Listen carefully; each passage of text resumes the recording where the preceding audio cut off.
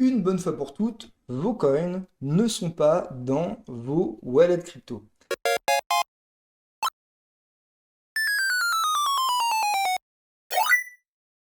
C'est hyper important à comprendre et je reçois beaucoup de questions, que ce soit en commentaire, mais encore plus souvent en message privé, par rapport à ça. Les gens pensent que leurs coins, leur Bitcoin, leur Ethereum, peu importe la blockchain qu'ils utilisent, sont dans leur wallet crypto.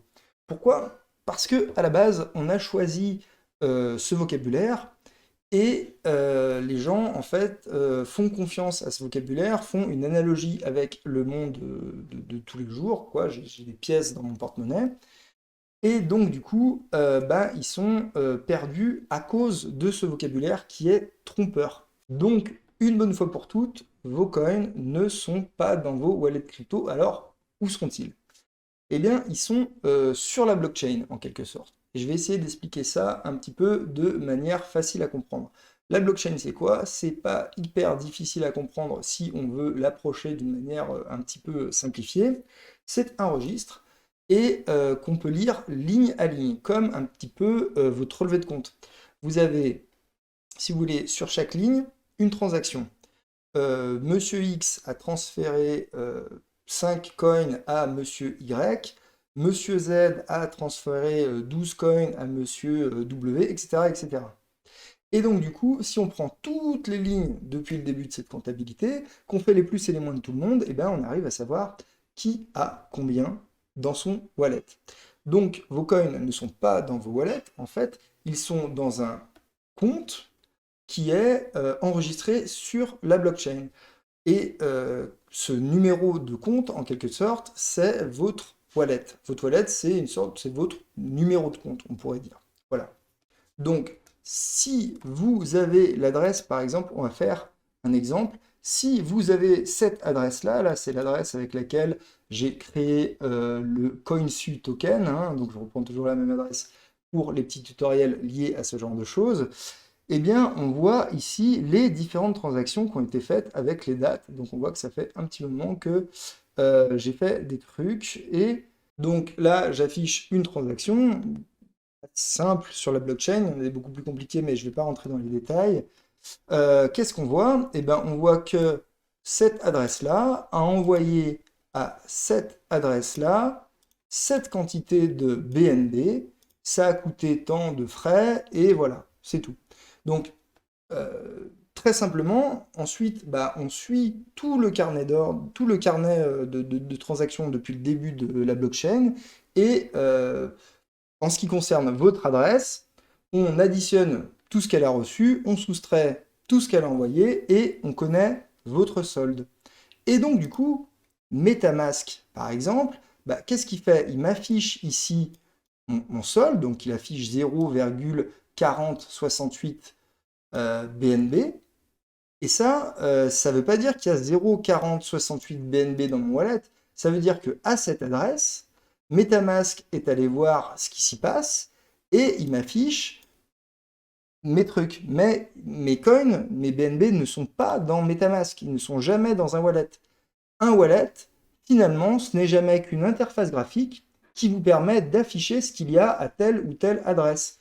Mais vous pourriez télécharger une blockchain, par exemple, vous pouvez télécharger la blockchain Bitcoin et faire les plus et les moins vous-même, et vous arriveriez au même résultat que votre wallet Bitcoin. Si vous voulez le faire sur la blockchain Binance, c'est pareil. Si vous voulez la faire sur la blockchain Ethereum, c'est pareil. Solana, pareil. Toutes les blockchains, pareil. C'est vraiment le principe fondamental de la blockchain. Et ça, c'est assez simple à comprendre. Tant et si bien que ça a beaucoup d'implications. Cette adresse, finalement, tout le monde peut la lire. Et donc, vous-même, vous pouvez la lire depuis plusieurs appareils. Vous pouvez la lire depuis votre téléphone, vous pouvez la lire depuis votre ordinateur, vous pouvez la lire depuis votre ordinateur portable et votre ordinateur de bureau. Vous pouvez la lire vraiment depuis plein d'endroits différents. Cette adresse est accessible à partir du moment où bah, on connaît l'adresse pour la lecture.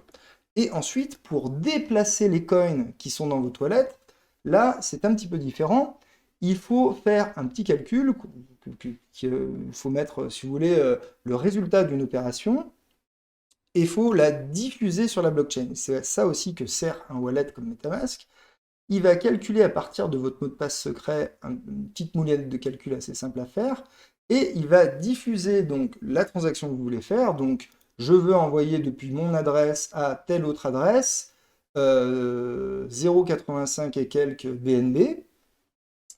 Il va rajouter le résultat d'un petit calcul qui correspond à une sorte de mot de passe temporaire qui est calculé à partir des données de la transaction et de votre mot de passe secret.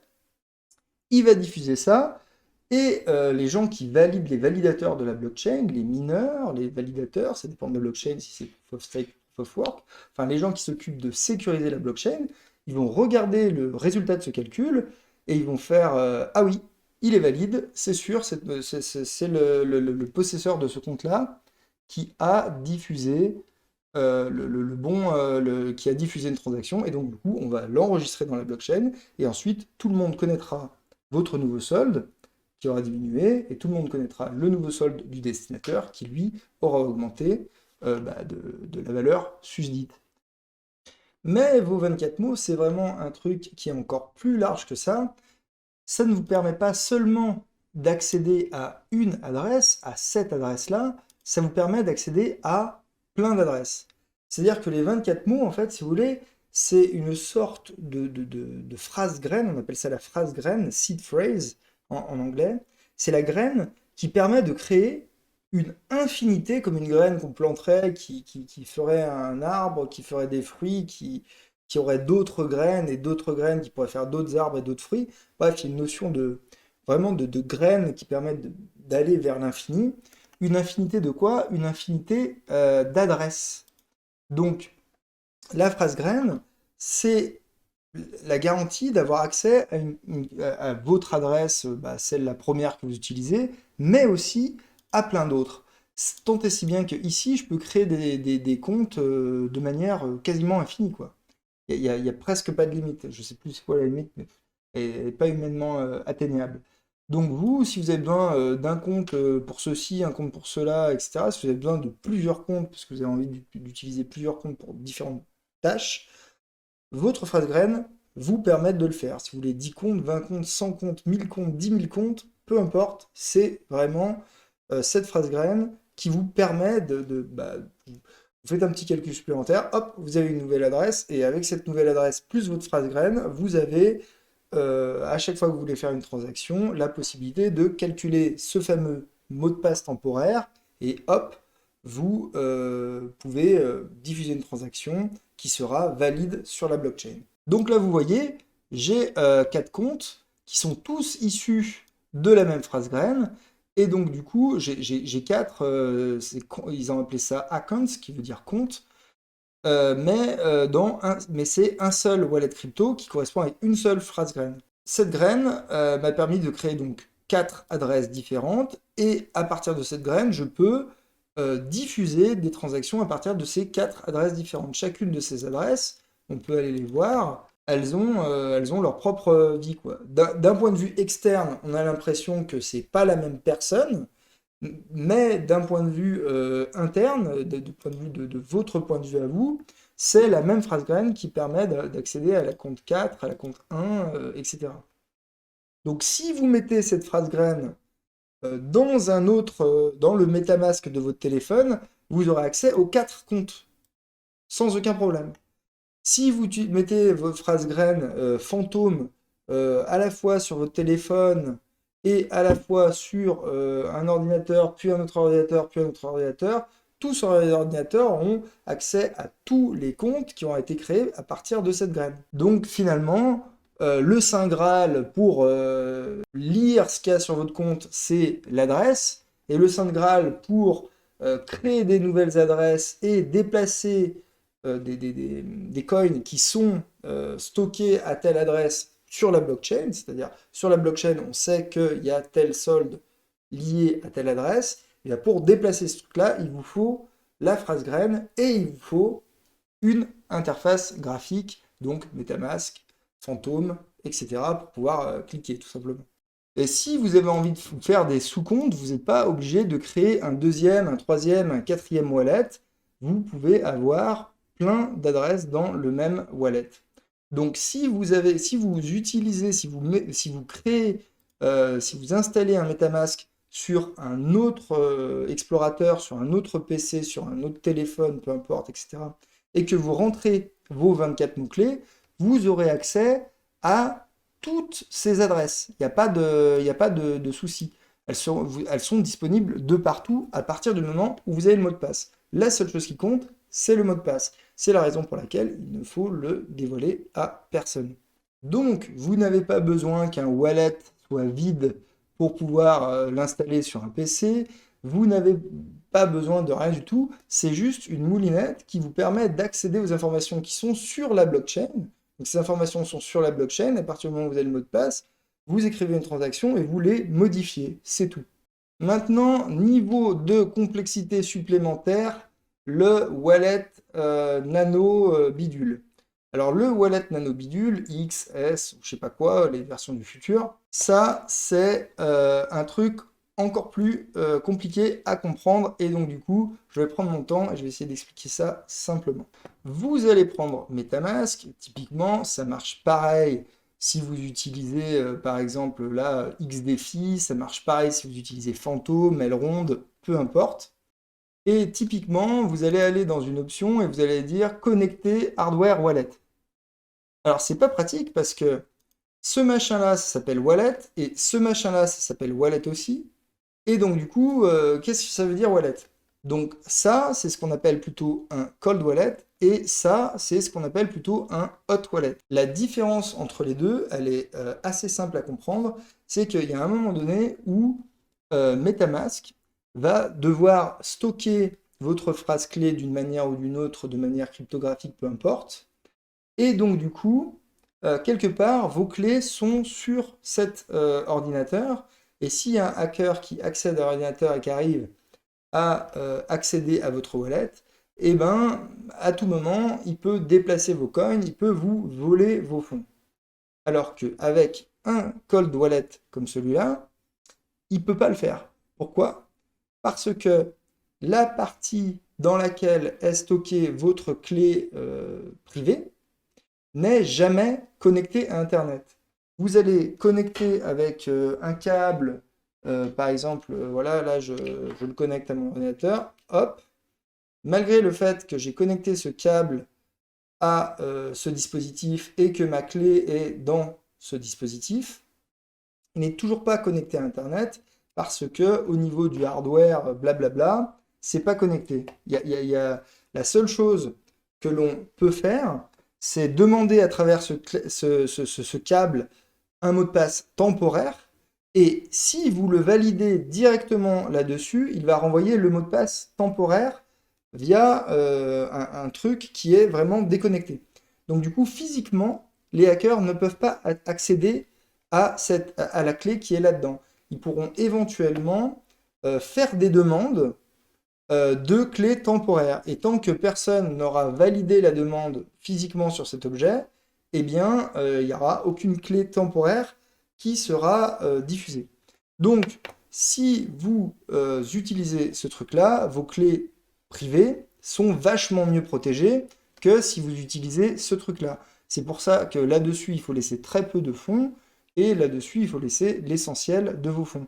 Donc là, si je connecte à mon MetaMask le hardware wallet Ledger Nano, j'ai en réalité deux types d'adresses. J'ai des adresses qui sont gérées par le Ledger Nano et qui sont en quelque sorte protégées par le Ledger Nano. Et dans ce cas-là, MetaMask ou Phantom ou Elrond ou peu importe sont uniquement des interfaces graphiques qui me permettent d'accéder à ce truc-là. Donc, dans mon MetaMask, j'ai deux types d'adresses. J'ai les adresses hot, on va dire, celles dont les mots de passe sont pas super bien protégés parce que ils sont stockés quelque part dans ce plugin de browser, quoi.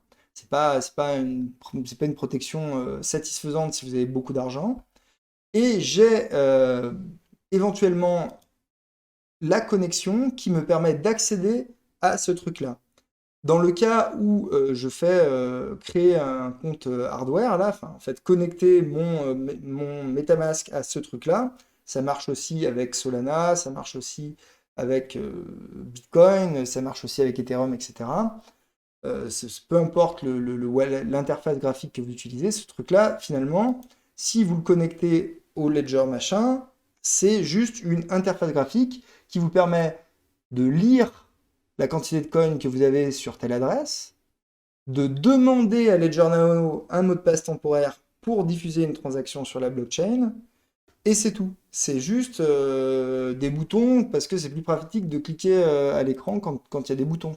Et que bah, vous, même si vous soufflez très fort dans ce tuyau, vous n'avez pas à communiquer avec ce machin. Donc il vous faut bien une interface graphique, et cette interface graphique, parfois pour accéder à certaines blockchains, vous allez avoir envie d'utiliser MetaMask. Pour d'autres, ça sera Phantom pour Solana. Pour Elrond, ça sera encore un troisième truc. Pour Bitcoin, ça sera encore un autre machin, etc. Donc voilà, en résumé, ce truc-là, c'est juste une interface graphique. Vos coins ne sont pas là-dedans, ils sont sur la blockchain. Pour accéder à la blockchain, vous avez besoin de votre mot de passe.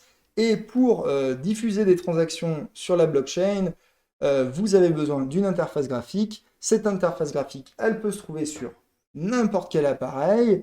Et il y en a des plus ou moins sécurisés.